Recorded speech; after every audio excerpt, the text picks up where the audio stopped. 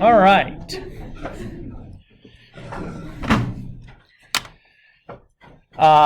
So we'll start with questions from the homework. So if there is any, probably should be. This was not a trivially easy assignment by any means, right? Yep. I'm going. There's just a lot of balls up in the air to getting all this stuff set up in the beginning. But I'm ready. I'm ready for you guys. Who's up first? What should we talk about first? Go ahead, Grace. Number 6. 6, sure.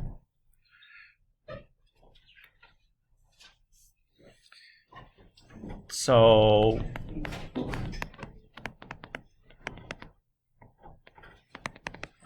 first thing we look for is the greatest common factor.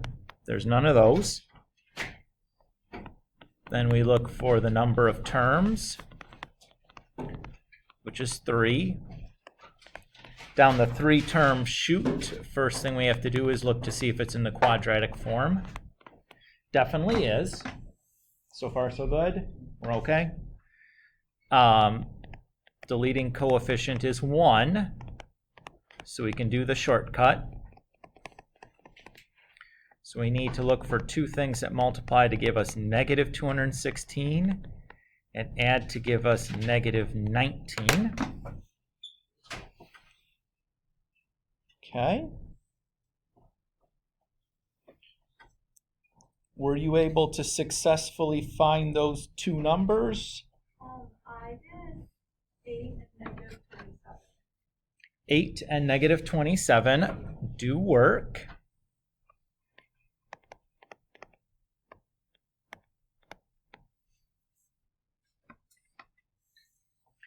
So what that allows me to do then is I can go straight to my factored form. So I'm going to have a plus 8 and a minus 27 in each factor. But what will the variable be in each of these factors? It'll be x cubed. Why x cubed? Because if I look at the middle term, that should be the same variable. Leo. So how do you know when to stop and when to keep going with these? Okay. That's how I'm confused. Sure. Because I thought with positives you don't stop. With positives. Yeah. What do you mean Like by when it's a plus sign? what is a plus sign? Like x to third plus. Oh, okay. So we'll keep going. Like we still need to keep going here. We need to check to see if we can factor either one of these, right? Yeah. And we haven't confirmed whether we're going to stop or go yet, right? So that's true. We do need to keep going. That's okay though? Yeah. Okay. So each one of these is a 2-term, so I'm going to follow the 2-term branch. The first thing I check in the 2-term branch is it a difference of 2 squares? Now, x cubed plus 8, definitely not a difference of 2 squares. The next thing I want to check is it a sum or difference of 2 cubes? That's a yes. So the sum or difference of 2 cubes can have an addition sign in between it, right? It's if it's an even exponent. It can't be a difference of 2 squares if it's an addition problem. But you can have a sum of 2 cubes. There's also a difference of 2 cubes. So it's not an automatic, we're done if it's an addition problem. Does that clear that for you? Okay. And Grace, we're still okay? Yeah. Okay. So x cubed we can write as x to the third, and 8 is the same thing as 2 to the third. So like my a is x and my b is 2. And the sum of 2 cubes factoring pattern, I'll write down here, just figure the more times I write this down, eventually we'll get comfortable and start remembering it on our own, right? So filling in then, I have a plus b is x plus 2, and then a squared is x squared, minus ab, which is 2x, plus b squared, which is 2 squared, or 4. And then I also have to check then the x cubed minus 27, which is also 2 terms. So I'll first start with the difference of 2 squares. No, it's not one of those, right? Easy to see that because the exponent's odd. Then we'll look for a sum or difference of 2 cubes. That's yes. Again, I can write x cubed as x to the third. And 27 we can write as 3 cubed. So here my a is x and my b is 3. And the difference of 2 cubes factoring pattern, I'll write that down also.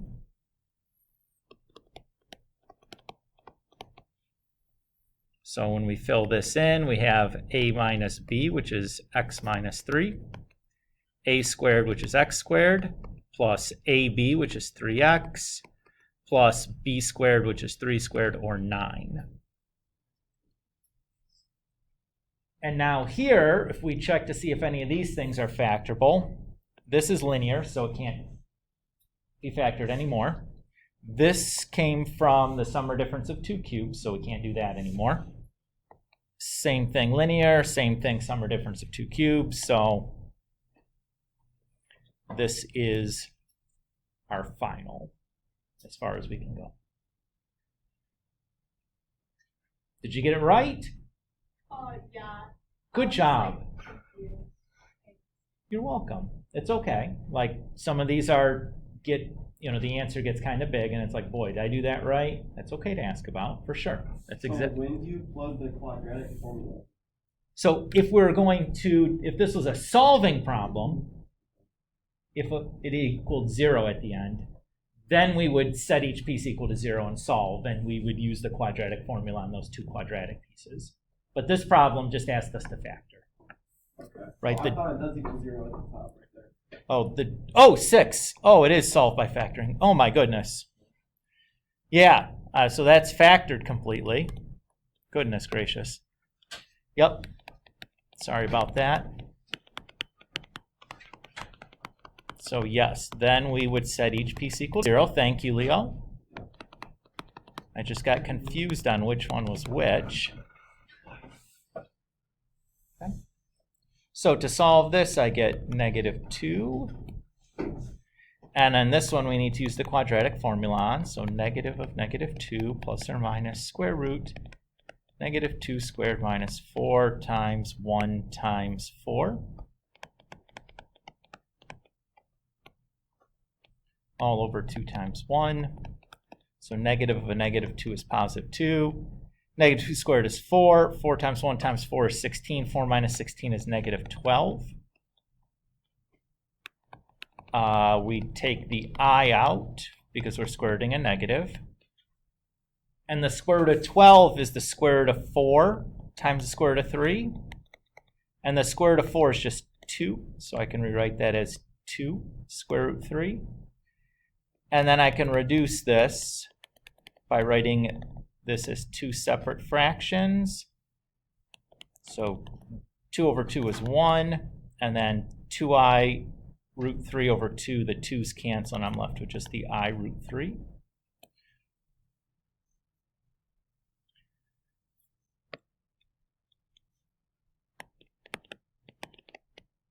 Here we'll add 3 to both sides for this one to get x equals 3. And this one, again, we're using the quadratic formula, so -3 plus or minus 3 squared times 4 times 1 times 9, all over 2 times 1. So 3 squared is 9, 4 times 1 times 9 is 36, 9 minus 36 is -27. The negative under the square root, so we take I out. 27 is 9 times 3, so the square root of 9 is 3. Then we still have the root 3 left over. And that doesn't reduce at all, so That would be our answer there. Woof, right?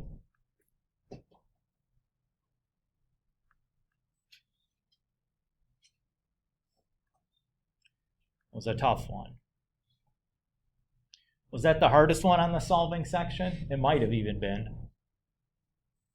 Or maybe one of the longer ones in that solving section. When you get two sum or difference of cubes in there, that can be kind of tough, right? Those might be the hardest parts to deal with when you run into those, particularly when you have to solve, because then you have to use the quadratic formula and it can be a little cumbersome. What's next? Should we look at another one or two here? Happy to do more.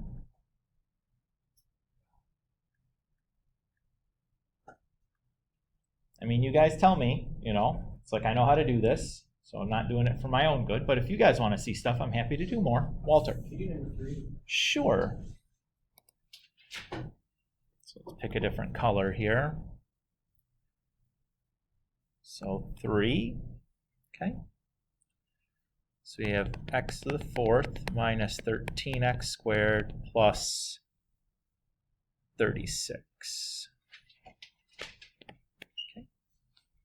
So again, first thing we look for is that greatest common factor. There is none. We look for the number of terms. We have 3 of those. So from the 3 term, first thing we check is that it's in the quadratic form. Is this in the quadratic form? Definitely, right? Because this exponent is twice that exponent and the last piece is constant. And we look at the leading coefficient, that's equal to 1. So that tells us we can use the shortcut for factoring. So I need to find 2 that multiply to give me positive 36 and add to negative 13. What are those 2 things that do that? The 2 numbers that do that?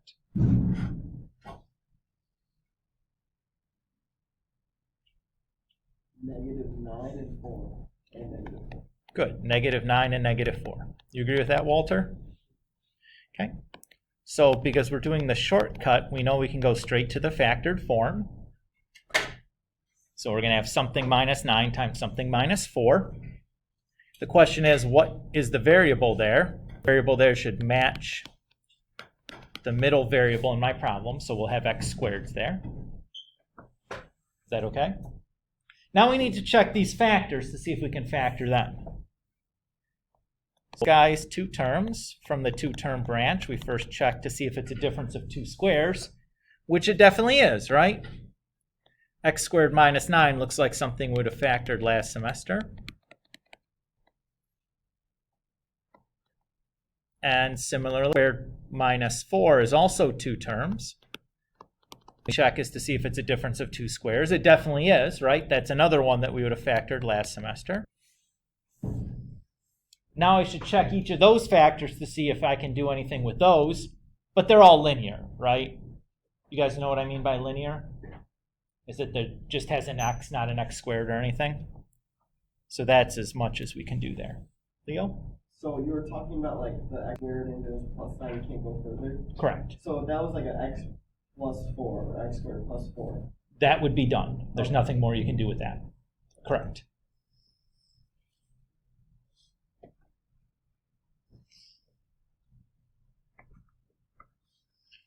Happy with that, Walter, though?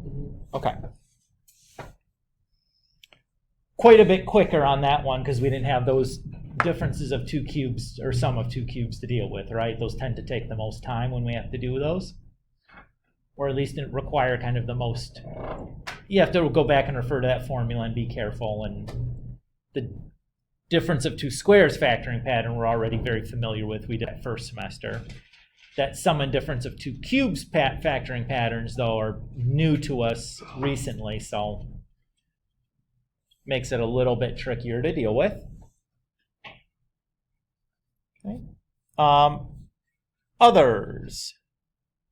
Anybody else? Happy to do more still. Again, these were rather challenging problems, so if you had issues or wanted to just see that you did something right or weren't sure about what to do or whatever, happy to do more. If you guys want, you don't have to. Stephanie, are you stretching or are you asking? Number 9. Certainly.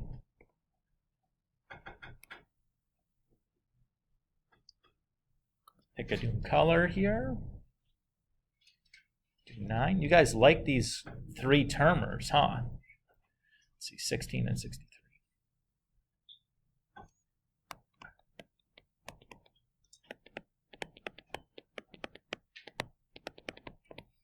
Okay. So, first thing we do is look for our greatest common factor. There isn't one. The number of terms is 3. So first thing we check, is it in the quadratic form? Certainly is, right? Because we have 4, 2, and then constant. And then we look at the leading coefficient as 1. Sure is. So that tells us we can do the shortcut. So we just need to find 2 things that multiply to give us 63 and add to give us. Do you see what those 2 numbers are?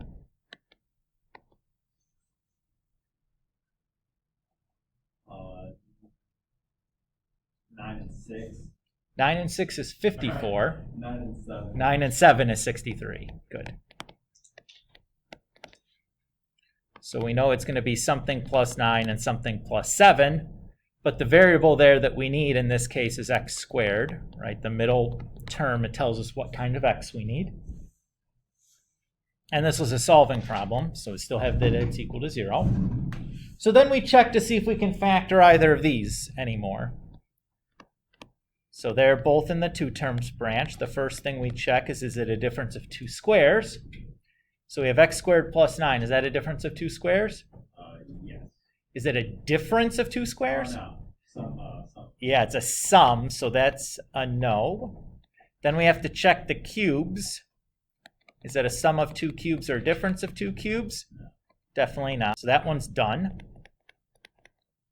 Can't do anything more there.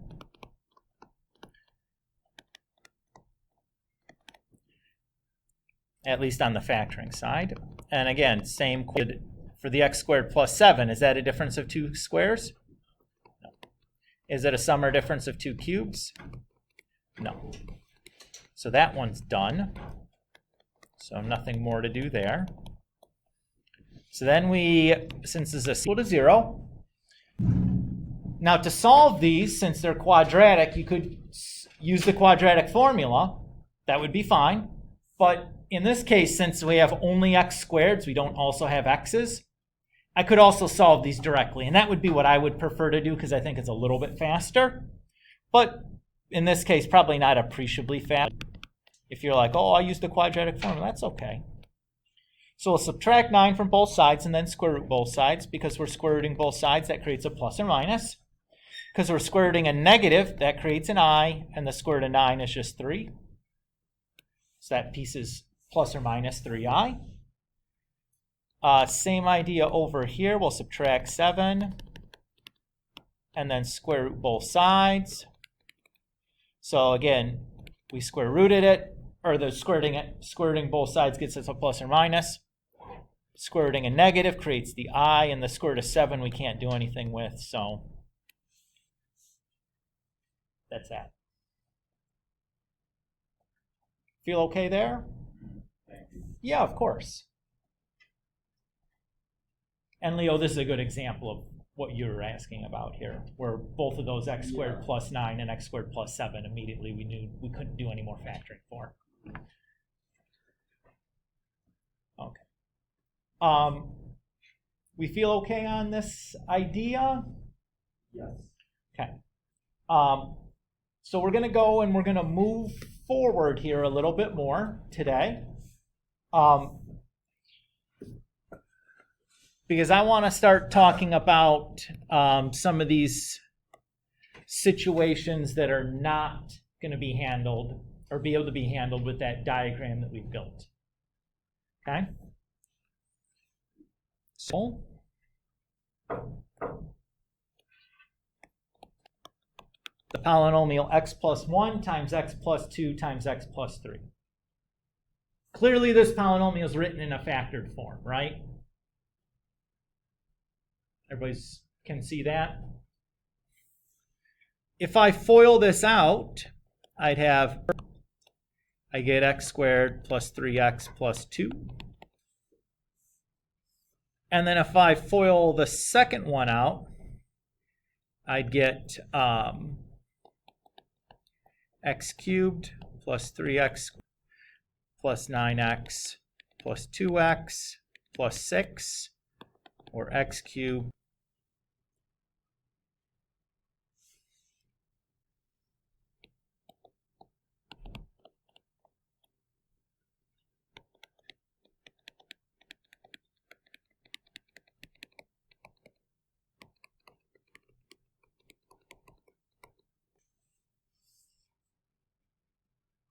So we know that this polynomial has a factored form, right? Because we started with the factored form, and we multiplied it all the way out to get this standard form polynomial. So we know those two things have to be equal. Is everybody on board with this idea? What if we try to factor then, pretending that we don't know what it already factors to? What if we try to factor x cubed plus 6x squared plus 11x plus 6 using the methods that we have available to us? Is that going to work?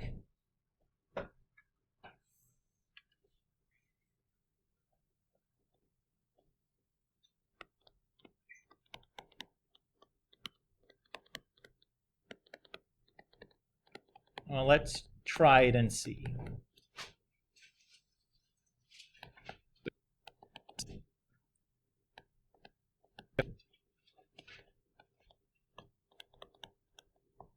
So we'll make our two groups.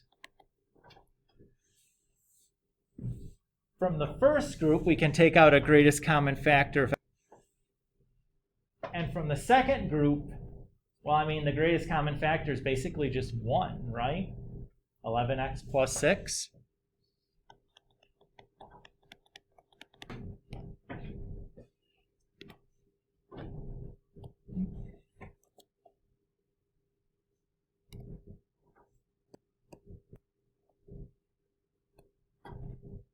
And we notice here that those two pieces aren't the same, right? In order for factoring by grouping to proceed, those two pieces would have to be the same. So our answer to factoring by grouping is no, it didn't work.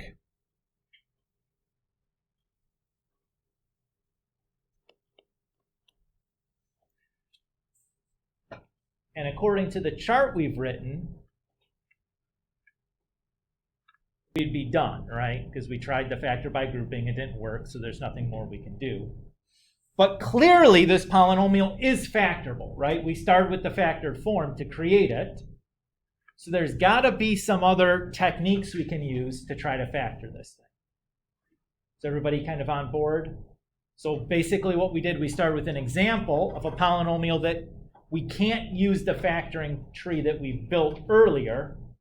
This looks like something that should be able to be handled, but it doesn't work, right? The techniques that we had available to us can't handle this piece. So we have to develop some new methods to deal with this. So everybody so this is just me kind of priming what it is that we're about to do and like kind of giving you some context of why this is important, right? So this example is just to demonstrate to you that the factoring tree that we built isn't an end-all be-all. There's still some stuff that is clearly factorable that tree doesn't handle. So it's not quite complete. So far, so good? Okay. So we need to develop some new methods. Okay, let's put a little summary here.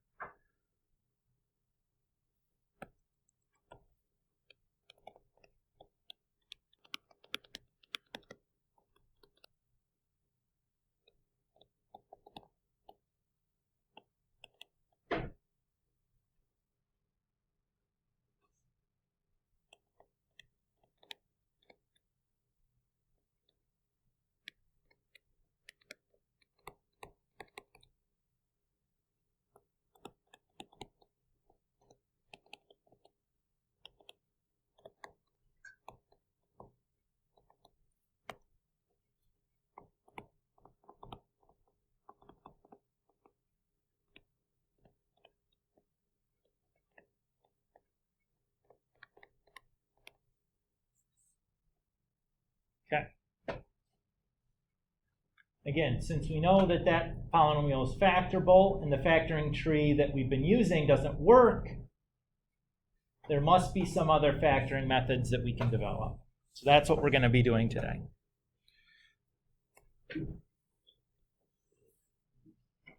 Yes?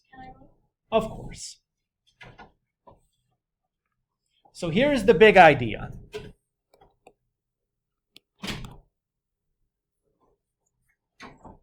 So I know that 12 is equal to 3 times 4, right?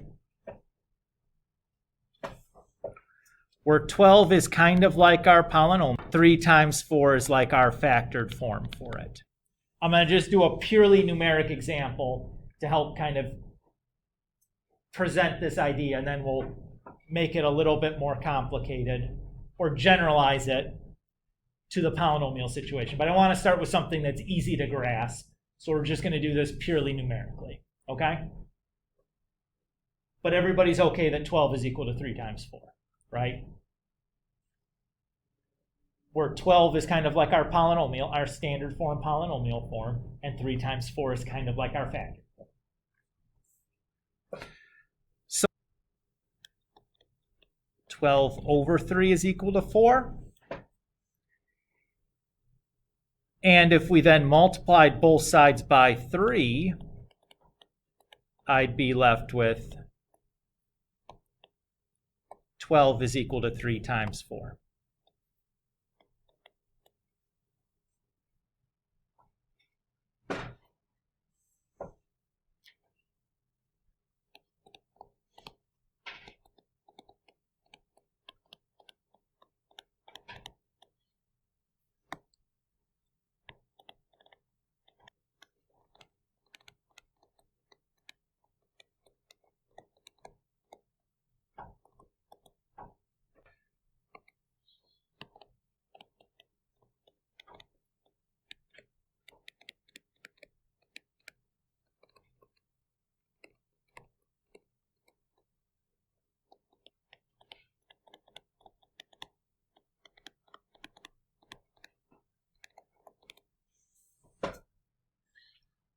So the takeaway here from this idea that if we can find some divisor for our polynomial, we can use polynomial division to at least partially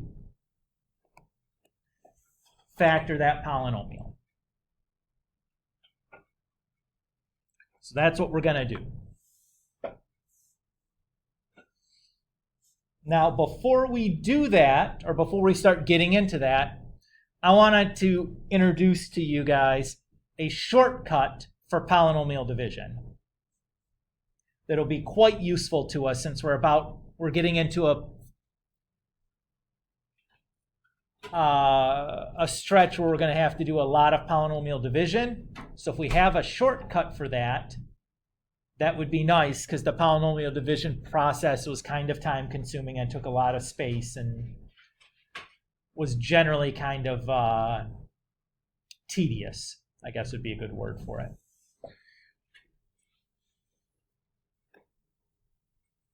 Okay, so we're going to take a brief aside to talk about polynomial division.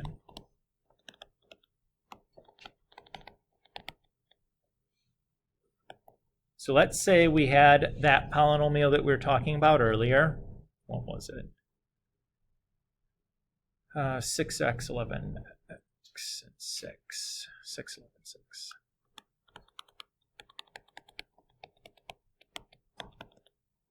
And we wanted to divide that by x plus 1.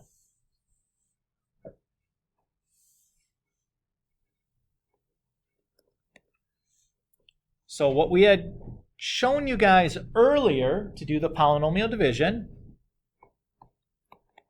how this works is we take the divisor and we write it on the outside of our division bar. We take the dividend and write it underneath the division bar.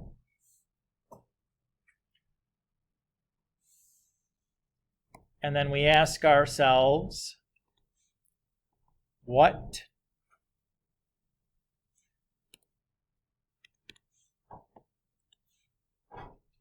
what times x gives me 6x squared? What's the answer to that question? I'm sorry, not 6x squared. What the heck am I doing? X cubed, what we're looking for. So what times x gives me x cubed? X squared. And then I multiply that to everything in my divisor.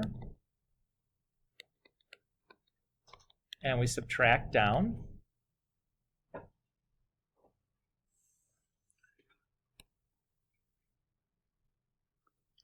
And I'm going to distribute that negative through. So negative of a positive gives me negative. And then negative of a positive gives me negative. And we're just going to go then straight up and down. So x cubed minus x cubed is 0. 6x squared minus 1x squared is 5x squared. And then we'll bring our next piece down. And go back to the top. Ask ourselves, what times x gives me 5x squared?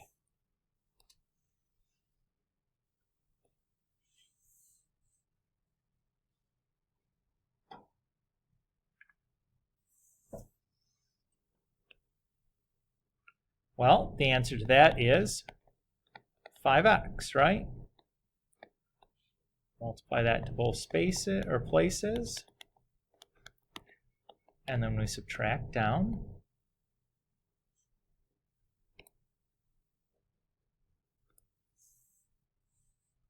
We'll distribute our negative.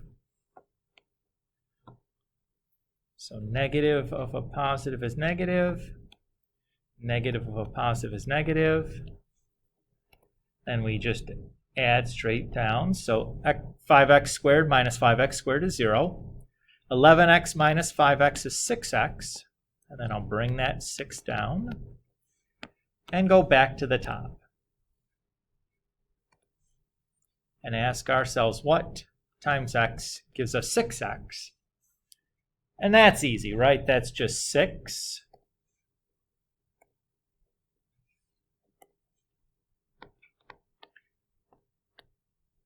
And then I multiply it to both places and subtract down. We'll distribute our negative. So negative of a positive is negative. Negative of a positive is negative. And we add straight down to get remainder 0.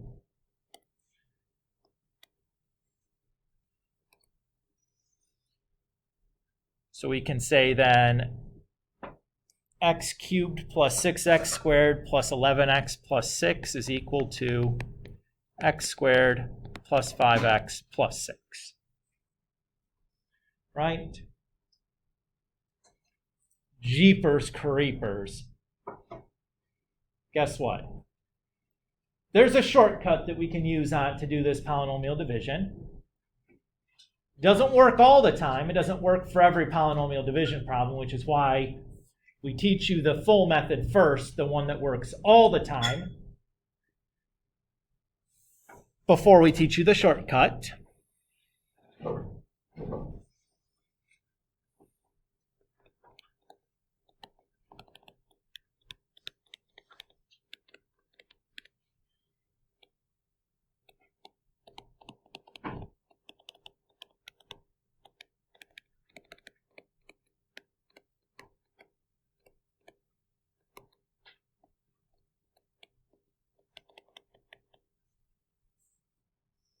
So this polynomial division shortcut will work if the divisor has degree 1 and a leading coefficient of 1. If we have those two things, we can do this shortcut.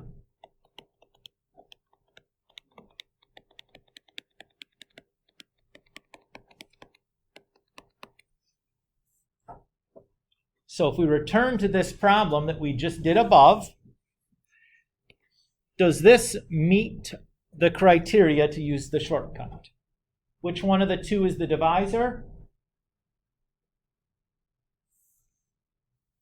It's the second part. That's my divisor. What's the degree of that divisor?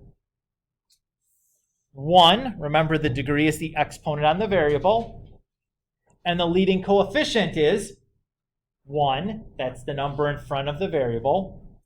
So this is something that we can do the shortcut on.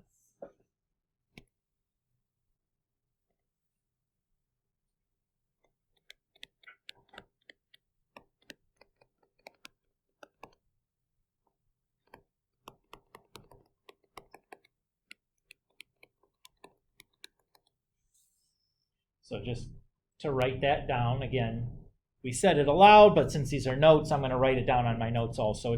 This is not something you'd have to write down when doing the problem, but I'm going to write it down because they're notes just to remind you that you need to check those things before you dive into using the shortcut. Everybody's okay with that?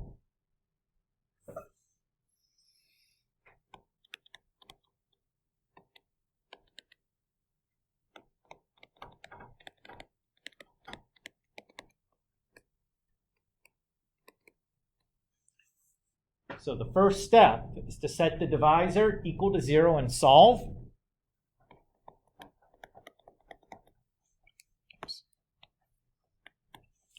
So we say x plus 1 is equal to 0.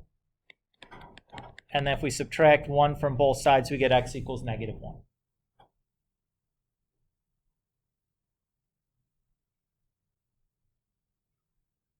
This will always be trivially easy to do, right? Since the degree on the divisor is 1 and the leading coefficient is 1, it's going to be a trivially easy subtraction or addition problem.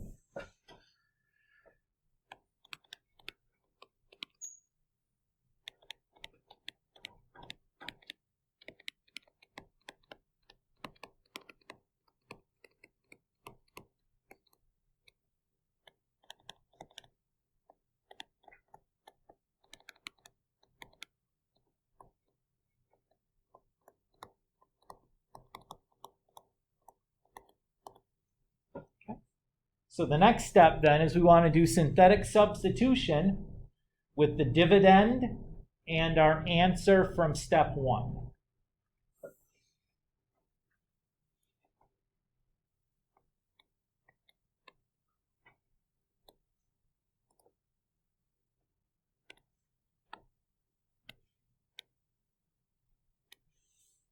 So the setup for synthetic substitution, we have this little synthetic substitution bar.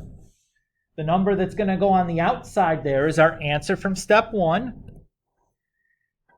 And the numbers that are going to go inside of our synthetic substitution bar are the coefficients from the divisor. So 1, 6, 11, and 6.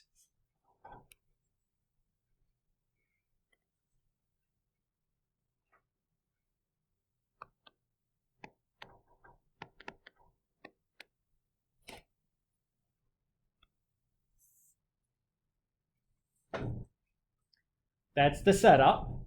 Everybody kind of remember doing that when we did synthetic substitution a couple days ago? I warned you that this was going to come back and be quite useful later on.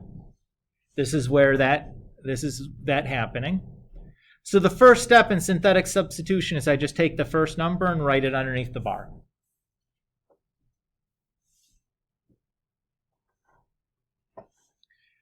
The next step is I'm going to take the number on the outside, multiply it to the number underneath, and write the answer in the next open location, and then add down.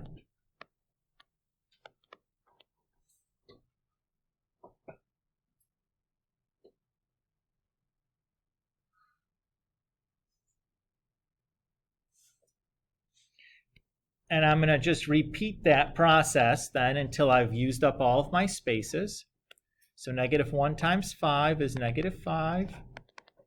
11 plus negative 5 is 6.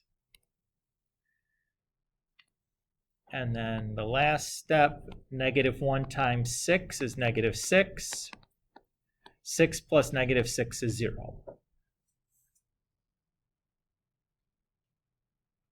Guess what? I just did the same division problem that I did earlier. It's over. What? That was so much faster, so much shorter, way less writing, way less to keep track of. But I don't even, like, where's the answer? I don't even see it. Let me explain. So your answer is these numbers at the bottom. So the numbers at the bottom here are going to tell us what we need.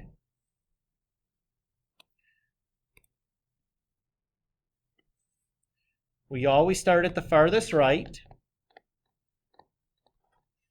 That first number is the remainder.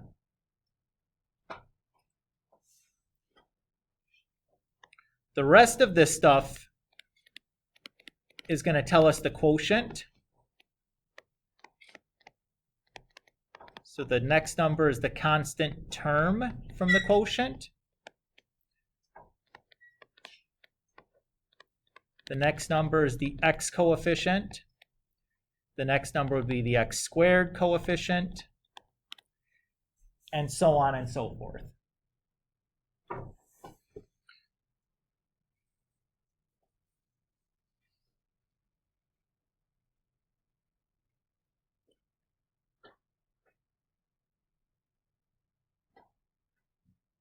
Leo. So what would happen if you had a remainder? If you had a remainder, that would tell you that in this case, x plus 1 wouldn't be a divisor to that polynomial, so it wouldn't help us to factor anything. Okay, we'll start putting that together in a second, okay? But that's the big question of, like, how do I find these divisors? But first I want to tackle how I can take this result and use it to factor, which is still what we haven't quite flushed out all the way, right? Okay, so let's go back and take a step back. So we had this problem that we wanted to factor x cubed plus 6x squared plus 11x plus 6. We found that x cubed plus 6x squared plus 11x plus 6 divided by 1 gives us x squared plus 5x plus 6. That's what we found, right?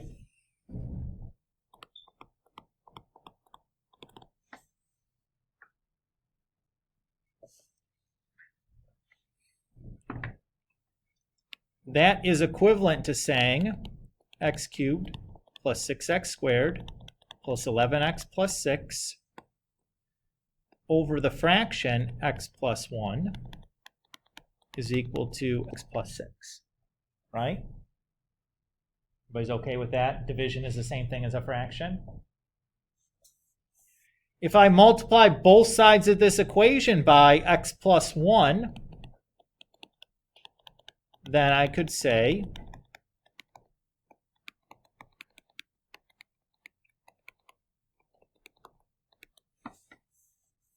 that x cubed plus 6x squared plus 11x plus 6 is equal to x plus 1 times x squared plus 5x plus 6.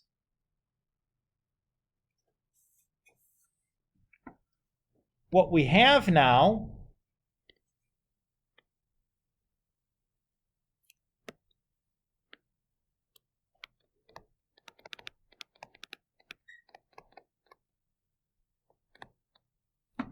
is a partially factored version of that polynomial, right? So to finish this problem off, I still would need to factor x squared plus 5x plus 6. But that's now easy, right? That's a problem that we could handle using the factoring tree, or even better, is really just a first semester problem, right? Everybody agree with that? How does x squared plus 5x plus 6 factor?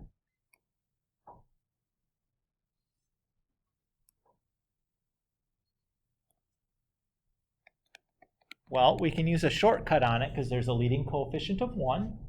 So you just need to find the two numbers that multiply to give you 6 and add to give you 5. Those two numbers are, 6 and negative 1. well, that's going to multiply to give you negative 6, not positive 6. Yeah.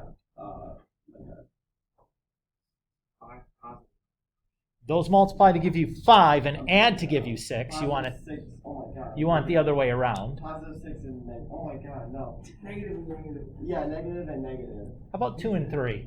Wait. Right? Oh, that's right. 2 and 3. I'm like blanking out. 2 and 3. It's early, guys. It's okay. Everybody agree with that? Yeah. And what do we have now? We have the factored form that we knew this was equal to. Right? So we should say in general, so let's say that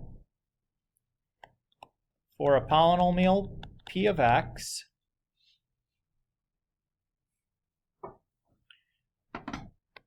and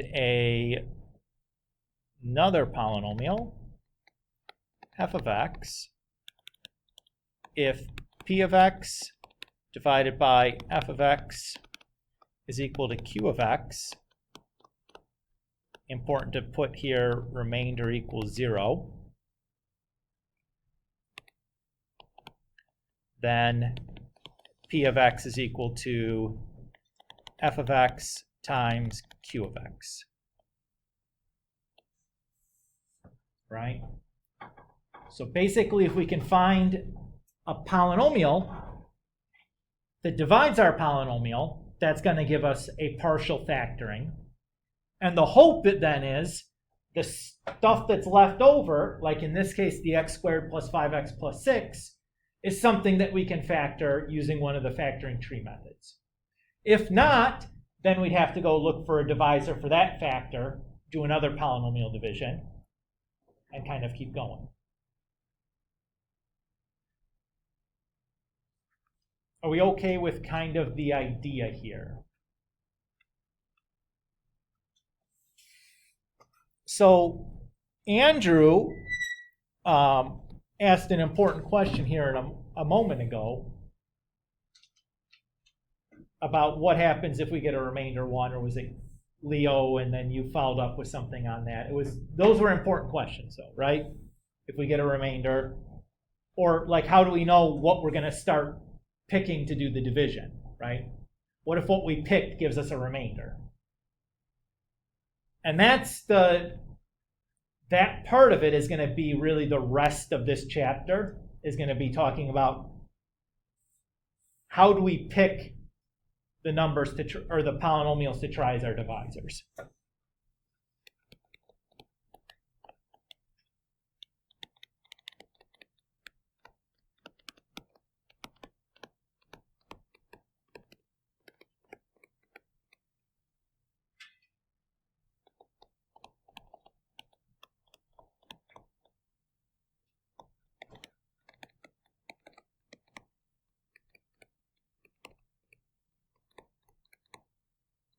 So we'll answer that as we move forward, but that's a big question that would be hanging. Let me give you an example of the kind of question that I'm going to ask you to do right now.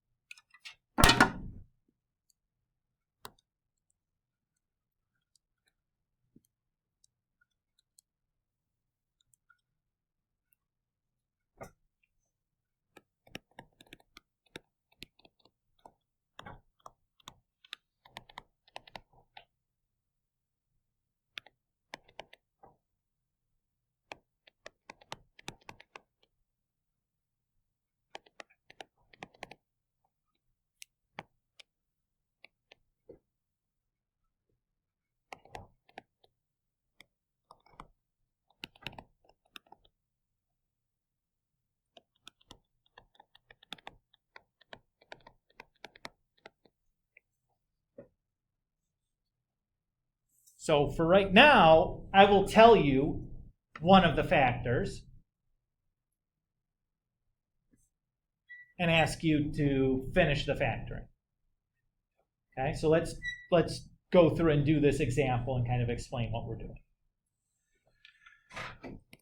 Okay, so the first step would be to take whatever it is that we're trying to factor and divide it by the factor that we're given. Okay with that plan? To do that division, I'm going to use synthetic division because my divisor is degree 1 with leading coefficient of 1, so it meets the requirement to do synthetic division on it, that shortcut that we talked about earlier. So I'll take that, set that equal to 0, and solve. And then use that to do my synthetic division.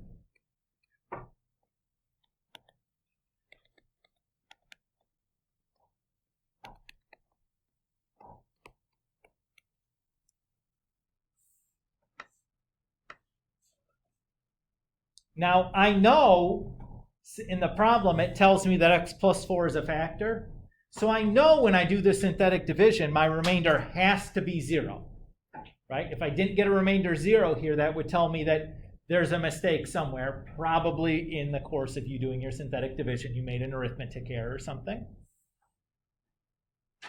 Now, if we don't know that x plus 4 is a factor, that wouldn't necessarily have to be a remainder 0, which is going to be the case here next time. But for right now, we're going to start by giving you one of the factors and just asking you to get used to the process. So from there, I can say that my factored form is going to have the, and then it's going to have this quotient, x squared minus 2x minus 15. Again, remember this is remainder, constant, x coefficient, x squared coefficient. That's where I got the x squared minus 2x minus 15. Why do you have the x plus 4? Because that's was the divisor, and that was our quotient, right? So that was the form. Our polynomial is equal to the divisor times the quotient, provided that the division gives us a remainder 0. And then I can just factor the quotient part separately. So again, that's something that could be done with a shortcut. So what are the two things that multiply to give me negative 15 and add to give me negative 2?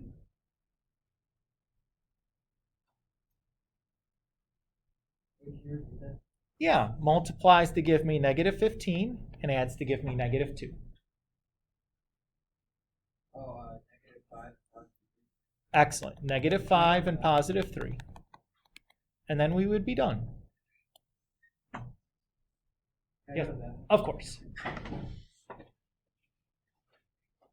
Does that feel okay?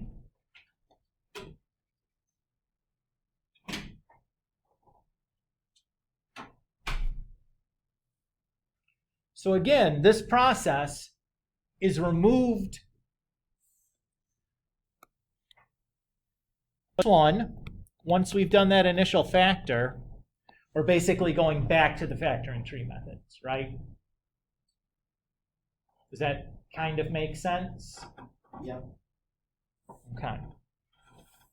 So this is where we're stopping, because this is a good place to stop. I know we still have a bit of time left in class, but I don't want to get into the next set of ideas because it's more than I'd want to kind of cram in 20 minutes. And frankly, you guys need some time to process what we just did today.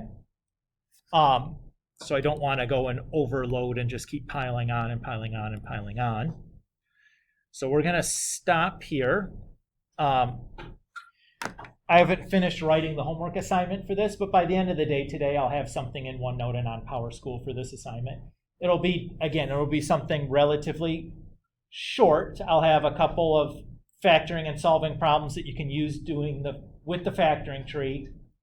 And then I'll have some new factoring problems that cover the stuff from today.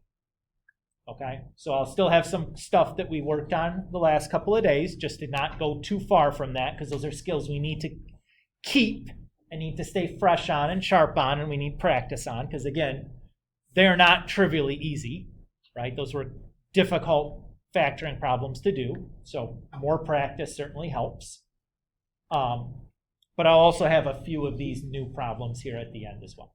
Okay? All right. So I'm going to stop here. Those of you learn